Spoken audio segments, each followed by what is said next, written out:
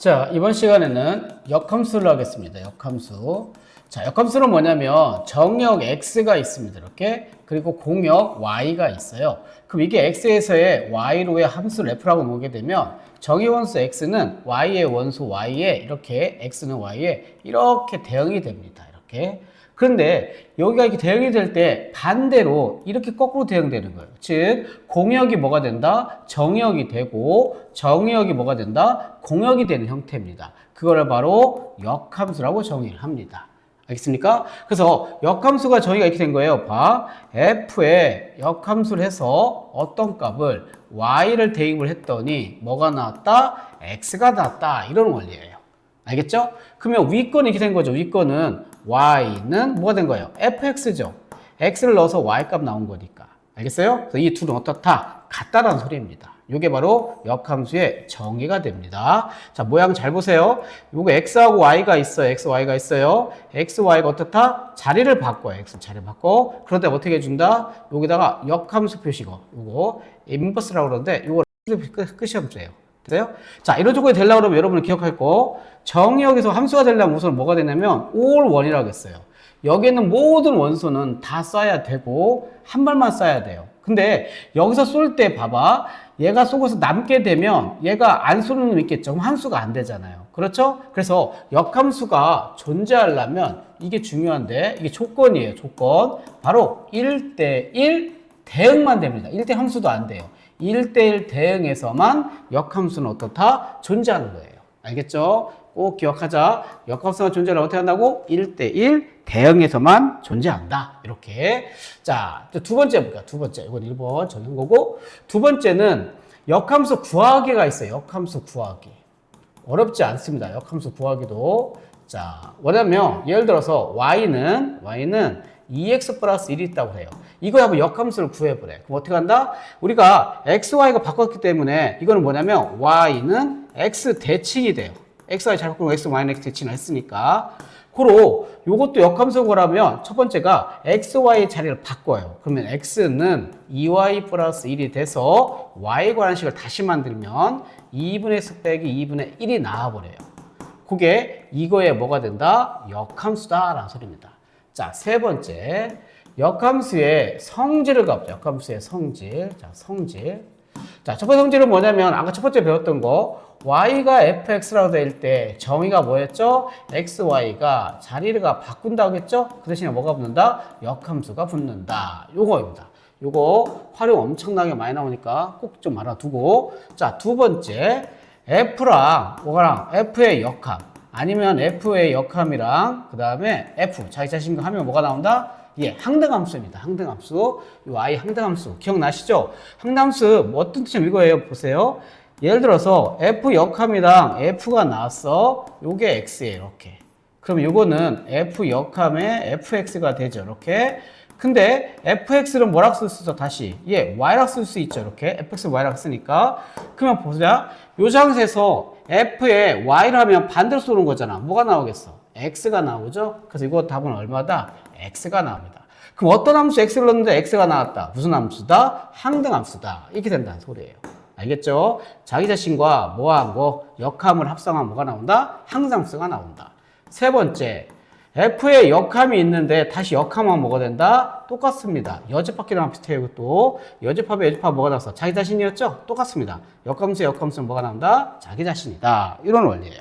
네 번째, f의 합성에 g가 나오고에 전체의 역함이 나왔어요.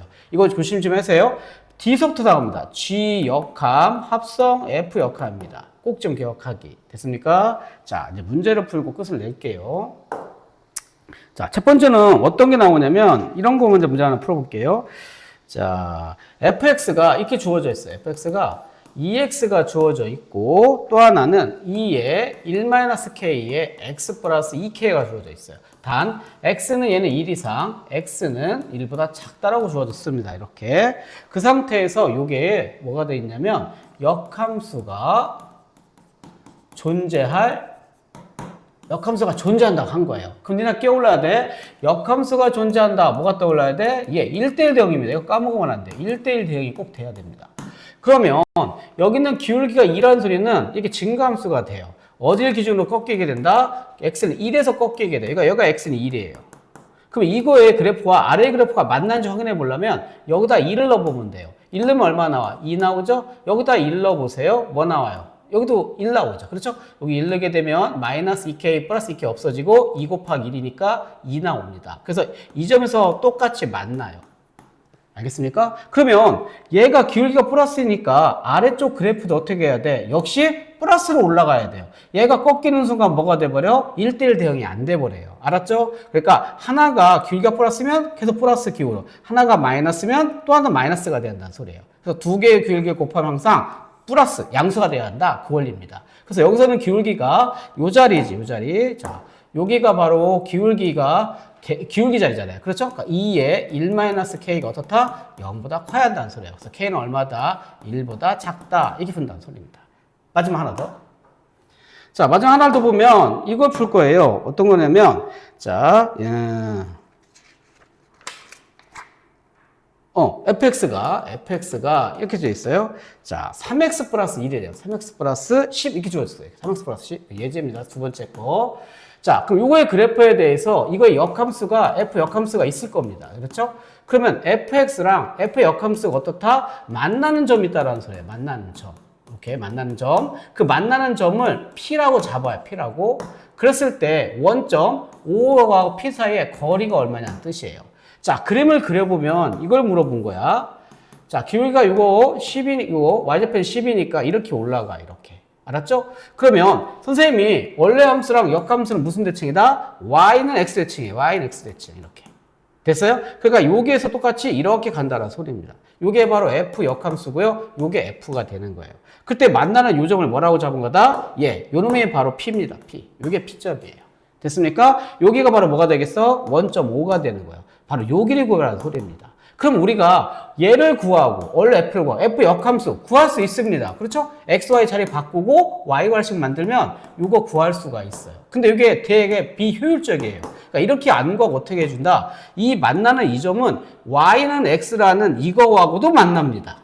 알겠죠? 그래서 이 교점을 구할 때 역함수랑 구하는 게 아니고 역함수를 구하러 갈 때만 구하는 거지 직접 구하진 않는다는 소리예요. 그래서 항상 원래 fx랑 y는 x랑 이 둘을 연립하는 거예요. 그래서 3x 플러스 10이 x니까 2x는 얼마가 돼요? 마이너스 10 돼서 x는 마우가 돼요. 그래서 요 점의 좌표는 마우, 마우예요. 그때 OP의 길이니까 두 점 사이 거리 기억나죠? 이건 0,0이니까 알았죠? 5 하면 얼마 돼요? 25죠? 얘도 25가 돼요. 그래서 얼마 나온다? 50이니까 얘는 5 루트 2가 답이다. 여기까지입니다.